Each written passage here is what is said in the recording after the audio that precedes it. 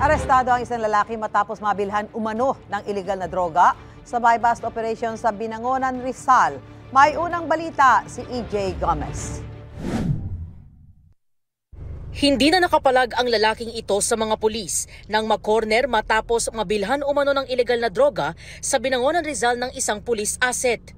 Inaresto ang 52 anyos na si alias Rolly sa buy-bust operation ng mga pulis sa New Market sa Barangay Tagpos pasado alas 3 ng hapon nitong Lunes. Actually, isa rin siya sa mga minamanmanan ng Binangonan Drug Enforcement Team. Isa siyang high-value individual. Isa sa distribution niya is Binangonan.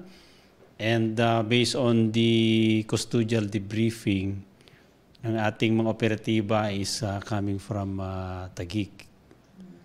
Usually Metro Manila, yung mga source.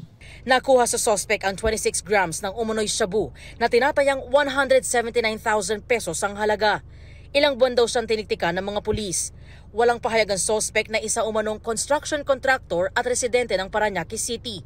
Sa Binangonan Custodial Facility, kasalukuyang nakapiit ang suspect na nahaharap sa reklamong paglabag sa Republic Act 9165 o Comprehensive Dangerous Drugs Act of 2002. Ito ang unang balita. EJ Gomez para sa GMA Integrated News.